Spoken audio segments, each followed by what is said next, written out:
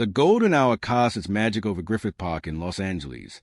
Families packed up their picnic blankets while joggers completed their final laps around the winding paths. Children's laughter echoed across the grass as parents called them toward waiting cars. It was that perfect moment when the city held its breath, suspended between the chaos of day and the promise of night. Ella Van Damme sat alone on a wooden bench beneath an ancient oak tree.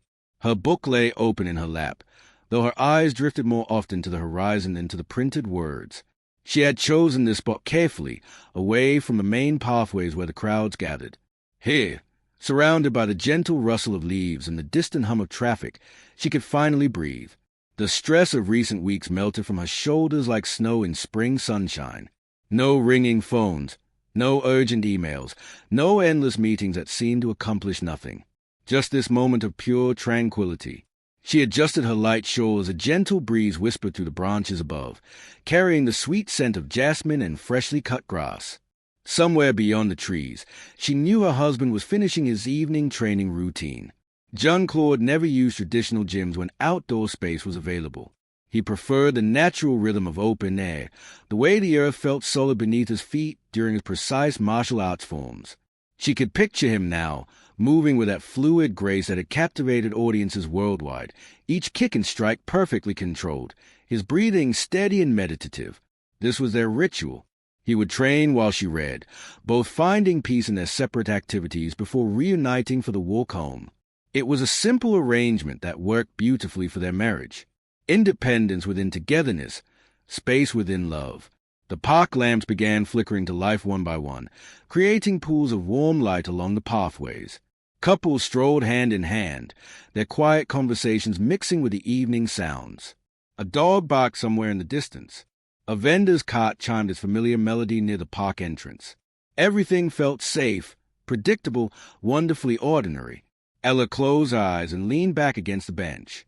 The wood was warm from the day's sunshine, and she felt completely relaxed for the first time in months. Her breathing deepened as she listened to the symphony of evening sounds. This was exactly what she had needed, a moment of perfect stillness in an increasingly hectic world. She thought about how blessed she was to share her life with someone who understood the importance of these quiet moments. Jean-Claude, despite his fame and the constant demands on his time, always made space for simple pleasures. Evening walks, shared books, conversations that lasted until dawn. He was as comfortable in silence as he was commanding attention on screen. The approaching footsteps didn't alarm her at first. The park was full of people enjoying the pleasant evening. Joggers, dog walkers, families heading home. The sounds of human activity were part of the peaceful atmosphere. But these footsteps were different. Deliberate, measured. They seemed to be approaching her bench specifically. Ella opened her eyes as a shadow fell across her book. A police officer stood a few feet away, his uniform crisp and authoritative under the lamplight. His badge caught the glow as he shifted his weight, studying her with an intensity that seemed unnecessary for a routine patrol. "Good evening," he said, his voice smooth but carrying an undertone she couldn't quite identify. Something that made her straighten slightly on the bench. "Good evening, officer," she replied politely, offering a small smile while keeping her book open in her lap. In any other circumstances, she might have felt reassured by the presence of law enforcement in the darkening park. But something about his manner, the way his eyes lingered on her face, made her feel oddly uncomfortable. "Beautiful evening, isn't it?" he continued, showing no sign of moving along his patrol route. "Perfect time to be out reading, though it's getting pretty dark for that." "I suppose it is," Ella agreed carefully. She glanced around, noting that while there were still people about, her chosen spot was relatively isolated. The nearest group was 50 yards away, too far to overhear casual conversation. The officer, his name tag read Grant, seemed to take her acknowledgement as an invitation. "Mind if I sit for a moment? These patrols can get pretty long, and it's nice to meet someone taking advantage of what the park has to offer." Before she could respond, he settled onto the bench beside her, closer than politeness required. The movement was presumptuous, claiming space she hadn't offered. Ella felt a flutter of unease in her stomach, but pushed it down. He was a police officer. After all, surely he was just being friendly, maybe a little lonely on his evening shift. "You come here often?" Grant asked, turning his body slightly toward her. The question was innocent enough, but his tone carried something else. An interest that felt too personal, too probing.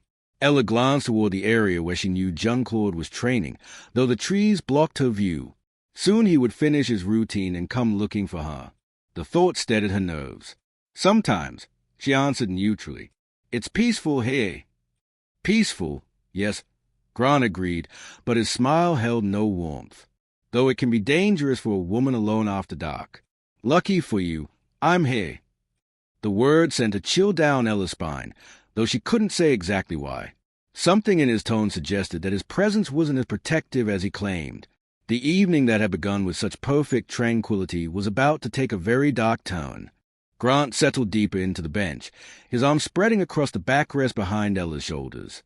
The casual gesture felt territorial, claiming ownership of space that wasn't his to take. Ella shifted slightly away, a subtle movement that any respectful person would have recognized as a signal. But Grant either didn't notice or didn't care.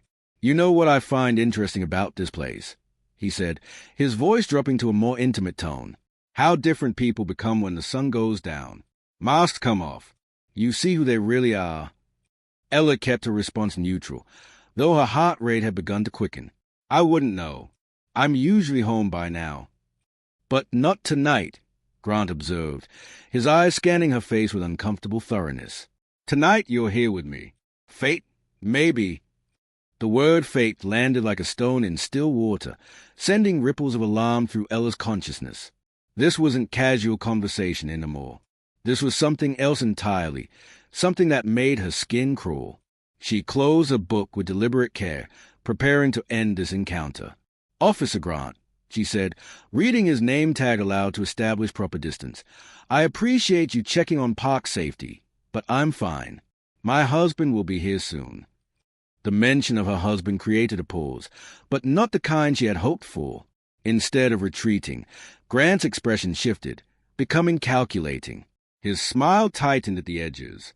Husband, he repeated, as if testing the word. Funny, I don't see anyone. Just you, alone on this bench, in the dark. He leaned closer, his voice dropping to barely above a whisper. Sometimes people say things like that when they're nervous. Make up stories to feel safer. Ella's pulse hammered in her throat. The officer's proximity was making it difficult to think clearly, but she forced herself to remain calm. Panic would only make things worse. I'm not making anything up. His training nearby and will be back any moment. Training? Grant laughed softly, a sound devoid of humor. What kind of training happens in a park after dark? Sounds like fantasy to me. The dismissal in his tone sparked anger alongside her fear. How dare this man question her honesty while sitting uninvited on her bench, invading her personal space? But she swallowed the angry words that wanted to spill out. Confrontation with someone in uniform, someone with power and authority, could go badly for her. Look, she said, standing up from the bench with as much composure as she could manage, I think I'll head home now. Thank you for your concern.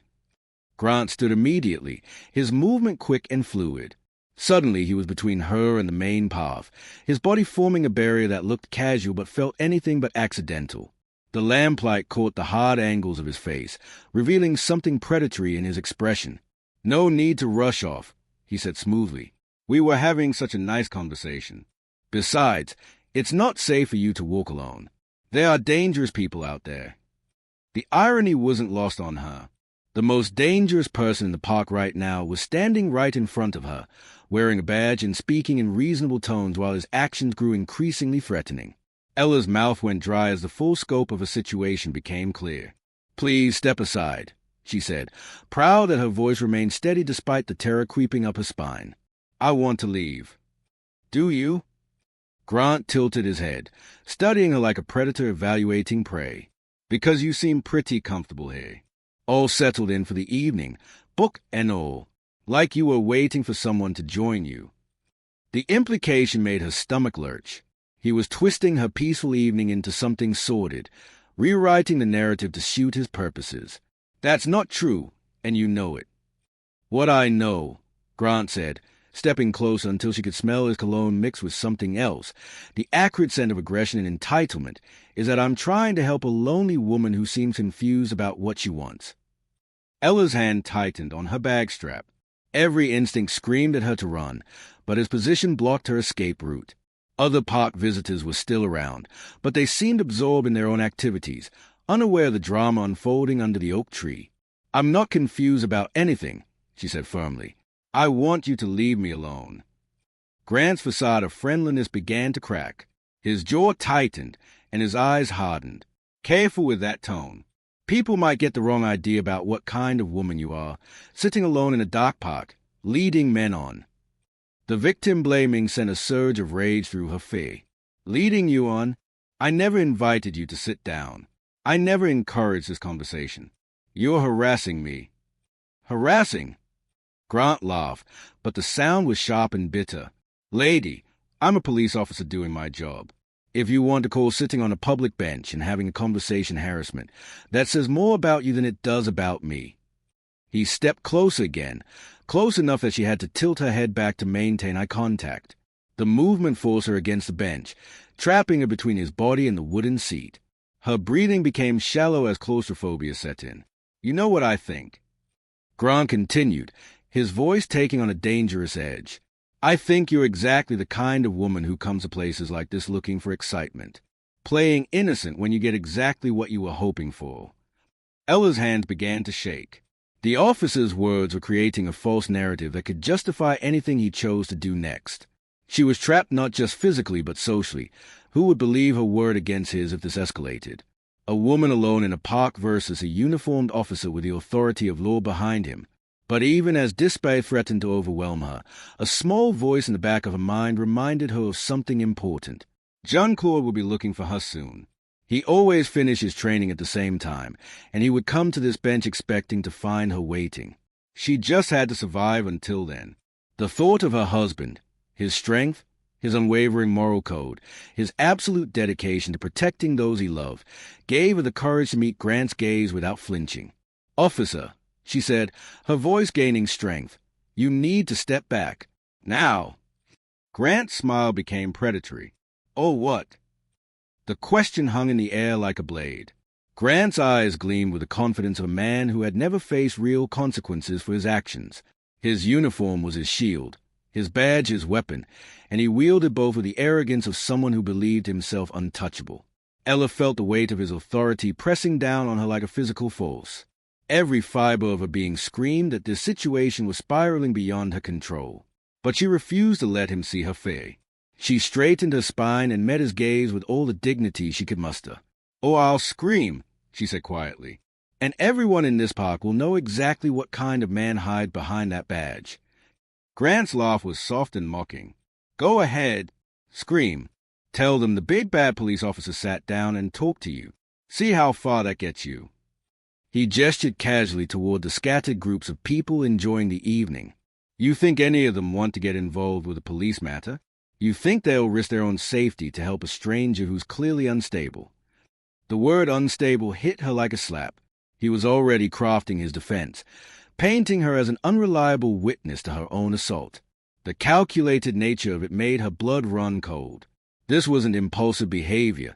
This was practiced predation. "You've done this before," she whispered, the realization dawning with horrible clarity. Grant's smile widened. "Done what?" "Had friendly conversations with park visitors. It's part of my job description." But his eyes told a different story. They spoke of other benches, other victims, other women who had found themselves trapped by his authority and their own fear of not being believed. Ella's mind raced. She needed to create distance, needed to get to the main path where other people could see what was happening. But Grant seemed to anticipate her thoughts. Every time she shifted, he adjusted his position, maintaining his advantage. "You know what your problem is." Grant continued conversationally, as if they were discussing the weather. "You think you're too good for friendly attention, walking around with that attitude, that superiority.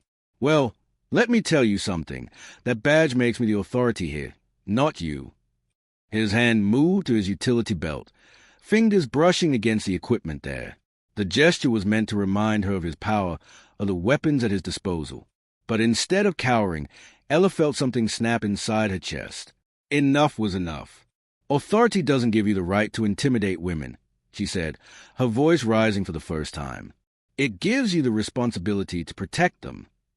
Grant's expression darkened. The mask of false charm finally slipped away completely, revealing the ugly reality beneath. Protect them from what? From having a conversation? From a little friendly attention? He leaned in closer, his breath hot against her ear. Or maybe you need protection from yourself. From the poor choices that led you here alone, dressed like that, practically begging for attention. The victim blaming was textbook predator behavior, but knowing that didn't make it any less devastating. Ella felt the familiar shame that so many women experience when blamed for male aggression, the irrational guilt that somehow, some way, she must have done something to deserve this treatment. But then she remembered Jean-Claude's words from countless conversations about his martial art philosophy. Strength comes not from what you can do to others, but from what you refuse to let others do to you. I'm dressed in jeans and a sweater, she said firmly. I'm reading a book on a public bench. There is nothing about my behavior that invites or justifies harassment from anyone, including you. Grant's jaw clenched at a defiance. He wasn't used to women who fought back, who refused to accept his twisted logic. You think you're smart, he hissed. You think that attitude is going to help you? Let me explain how this works. My word against yours. Guess who wins? Without warning, his hand shot out and grabbed her wrist. The grip was firm, just shy of painful, designed to control without leaving obvious marks. The touch sent shockwaves of revulsion through her entire body. Let go of me, she demanded, trying to pull away. But his grip tightened, his thumb pressing against the delicate bones of her wrist in a way that promised pain if she resisted. See how easy that was? Grant's voice was triumphant. 1 second you're giving me attitude, the next you're exactly where I want you. That's how power works. Sweetheart, that's how the real world operates. Ella's free hand fumbled for her phone, but Grant noticed the movement immediately. His other hand moved to block her, trapping her completely. The casual cruelty of it, the way he could control her movement so effortlessly, filled her with a rage that burned hotter than her fear. Help, she called out, her voice carrying across the evening air. Several heads turned in their direction, concerned faces looking toward the commotion. Grant's grip loosened slightly, but his voice remained calm as he called out to the onlookers. Everything's fine here, folks. Just having a chat with this lady about park safety. His tone was professional, reassuring, the perfect imitation of a helpful officer. The genius of his approach was sickening. To anyone at a distance, it would indeed look like a routine interaction between law enforcement and a citizen. His body language conveyed authority and control, while hers could easily be interpreted as defensiveness or even guilt. Most of the onlookers, reassured by his calm demeanor and official presence, turned back to their own activities. A few continued to watch, but from a distance that made intervention unlikely. Grant had calculated perfectly. He had just enough privacy to continue his assault while maintaining plausible deniability. Smart go, he murmured, his grip returning to full strength. But not smart enough. You're going to sit back down now, and we're going to finish our conversation like civilized people. Ella felt herself being pushed back toward the bench, her legs hitting the wooden seat. The symbolism wasn't lost on her. He was forcing her back into the position where he had found her, erasing her attempt to escape, demonstrating his complete control over her movements. But as she felt the wood against the backs of her legs, as Grant's satisfied smile began to spread across his face, a new sound cut through the evening air. Footsteps, different from the casual strolls of other park visitors. These were purposeful, athletic, moving with the rhythmic precision of someone who had just finished an intensive training session. Grant noticed, too. His head turned slightly, following the sound, and for the first time since the encounter began, a flicker of uncertainty crossed his features. Through the trees, a silhouette emerged from the training area. Tall, broad-shouldered, moving with the fluid grace of a natural athlete. Even at a distance, even in the gathering darkness, there was something unmistakably powerful about the approaching figure. Ella's heart leaped. Jean-Claude, she whispered. Grant's grip loosened involuntarily as he turned to assess this new factor in his equation.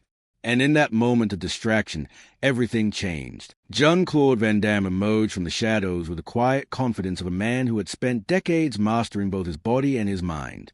Sweat glistened on his forehead from his training session, and his breathing carried the steady rhythm of controlled exertion.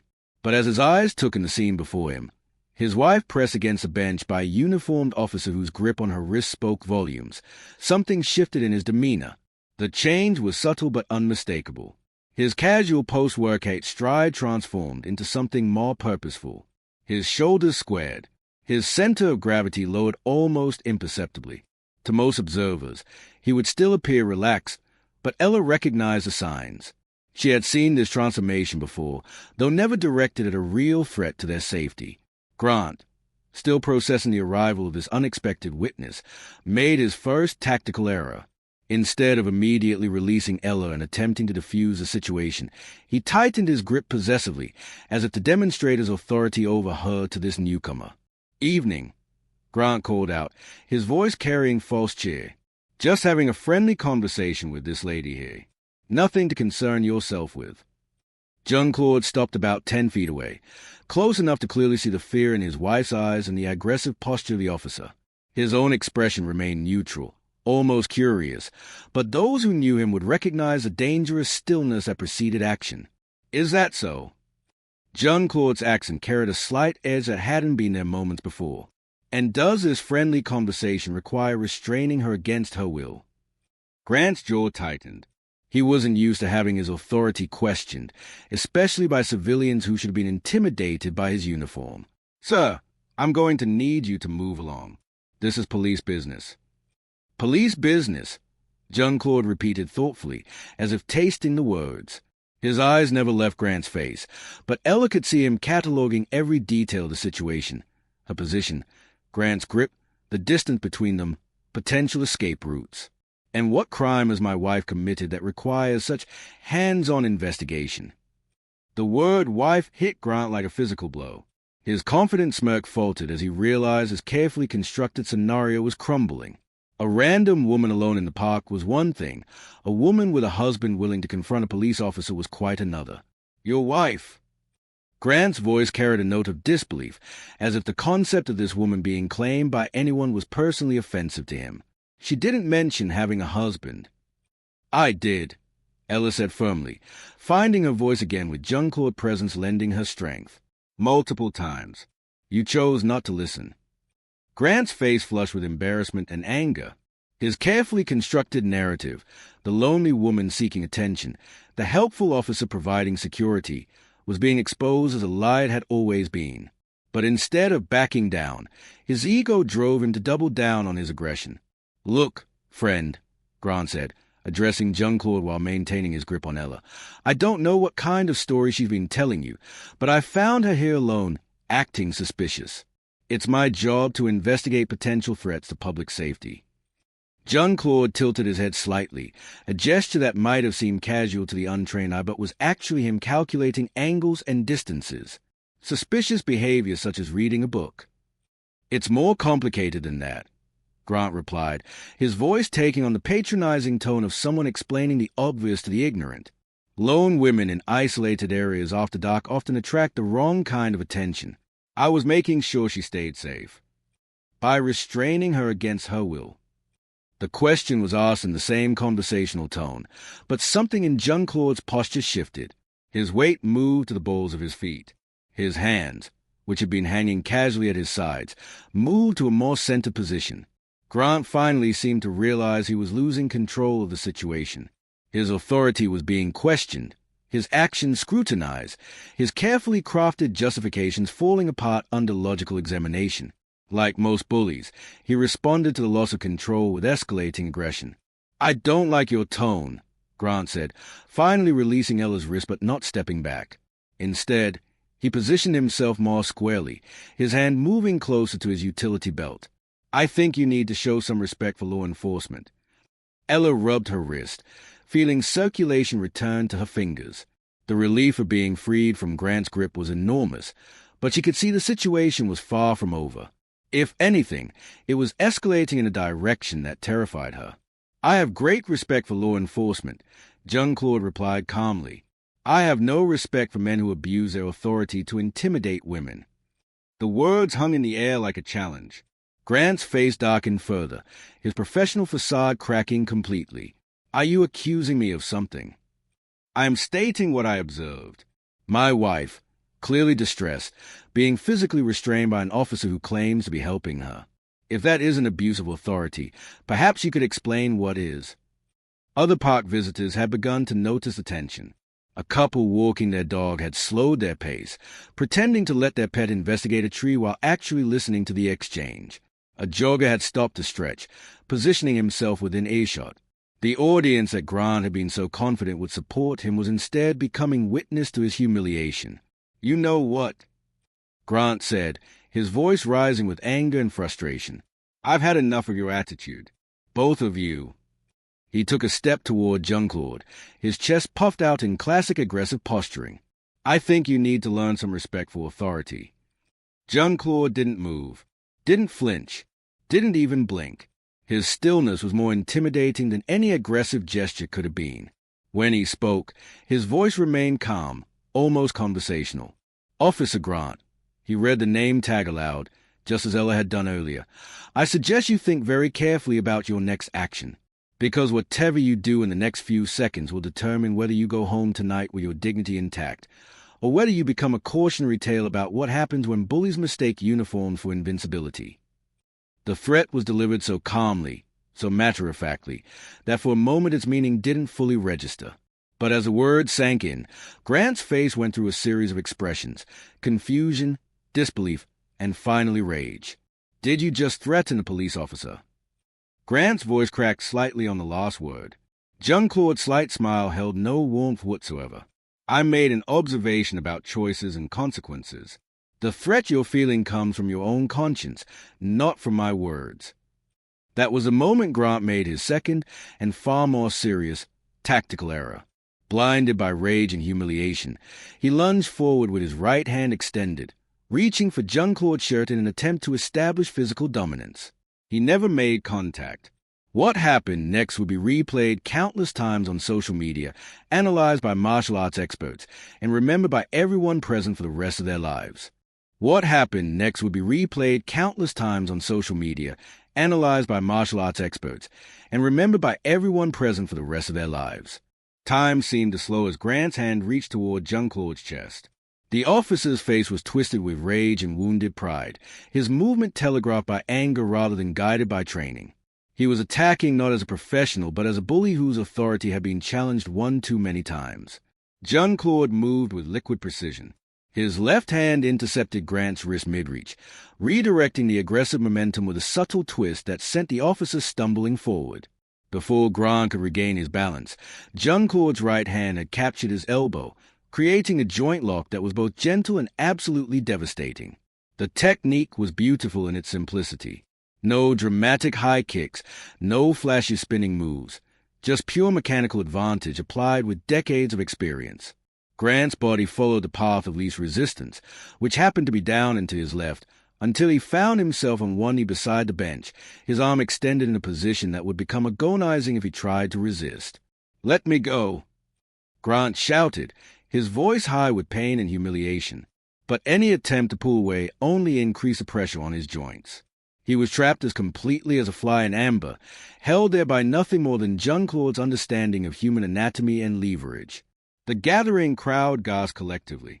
Phone cameras emerged from pockets and purses, capturing every moment of the encounter. What they recorded would later go viral, not as an example of violence, but as a masterclass in proportional response. "You are free to go whenever you choose," Jean-Claude said calmly, his voice carrying no strain despite controlling a man 20 years younger. "Simply apologize to my wife for your behavior, and this will be over." Grant's face flushed red with shame and fury. "I'm a police officer. You can't do this to me." "I am doing nothing to you that you did not do to my wife moments ago," Jean-Claude replied. "The difference is that she did not consent to your touch while you initiated contact with me. I am simply responding to the situation you created." The logic was unassailable, and the witnesses could see it clearly. Several people in the crowd nodded in agreement. Someone called out, "We saw the whole thing." Another voice added, "He grabbed her first." Ella stood beside the bench, her heart pounding with a mixture of fear, relief, and fierce pride. She had never seen her husband in actual combat, only in training or choreographed fight scenes. This was different. This was Jean-Claude protecting what he loved most, and the control power he displayed was both beautiful and terrifying. "This is assault!" Grant continued to protest, though his voice had lost much of its authority. "I'll have you arrested." "By whom?" Jean-Claude asked reasonably. "Your fellow officers who will review the video evidence of you physically restraining my wife against her will. The ones who will see you initiate physical contact with me. I think they will be more interested in discussing your behavior than mine." The mention of video evidence made Grant's eyes dart desperately to the crowd. At least a dozen phones were recording now, their digital eyes capturing every moment of his humiliation. The very audience he had counted on to support his authority was instead documenting his abuse of it. "Please," Ella said softly, stepping closer. "Just let him go, Jean-Claude. He's learned his lesson." But Jean-Claude's expression remained serious. "Has he?" "Officer Grant, have you learned that badges do not grant permission to terrorize women? That uniforms do not shield you from consequences?" Grant's struggles had ceased, partly from exhaustion and partly from the growing realization that resistance was futile. His uniform was disheveled, his cap had fallen to the ground, and his dignity lay in tatters around him. When he finally spoke, his voice was barely audible. "Yes," he whispered. "I didn't hear you," Jean-Claude said firmly, "and neither did my wife." "Yes," Grant shouted, his voice cracking with emotion. "Yes, I learned my lesson. Now let me go." Jean-Claude held a position for another long moment, making sure the lesson was thoroughly absorbed.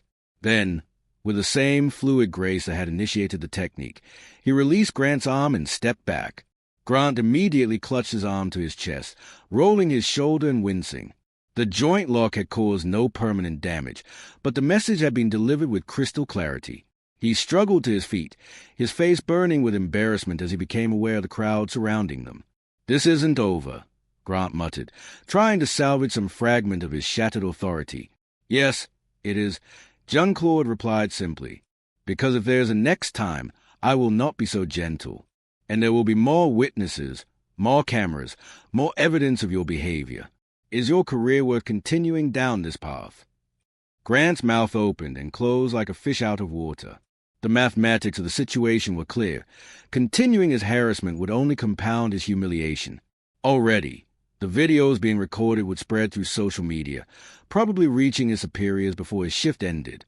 "Your badge comes with responsibility," Jean-Claude continued, his tone becoming almost educational.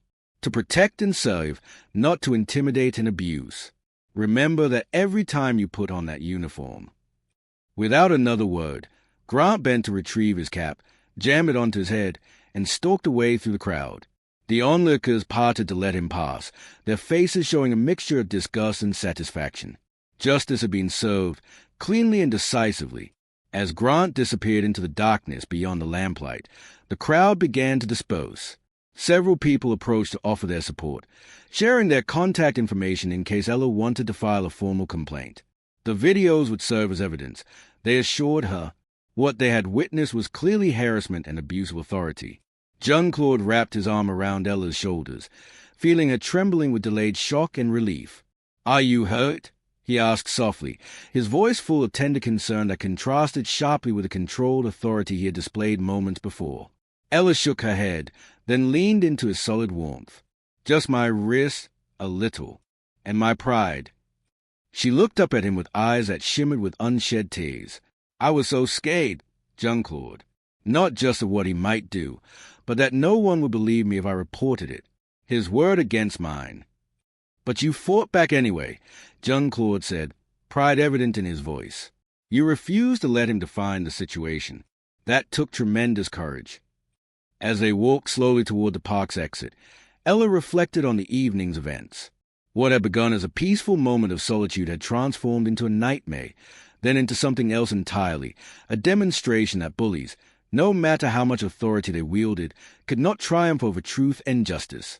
"The videos will make sure his superiors see what really happened," Jean-Claude said, noticing her thoughtful expression, "and perhaps prevent him from doing this to other women." Ella nodded, feeling a sense of closure beginning to replace her fear. Officer Grant had learned that evening that badges could not shield corrupt behavior from consequences, that uniforms did not grant permission to abuse power, and that some people would always stand up for what was right, regardless of the risks. The park lights twinkled behind them as they reached the street, the scene of the confrontation now just another peaceful spot under the oak tree. But for everyone who had witnessed it, the memory would linger. Proof that justice could prevail, that courage could triumph over intimidation, and that sometimes the most powerful response to aggression was controlled, precise, and absolutely devastating effectiveness.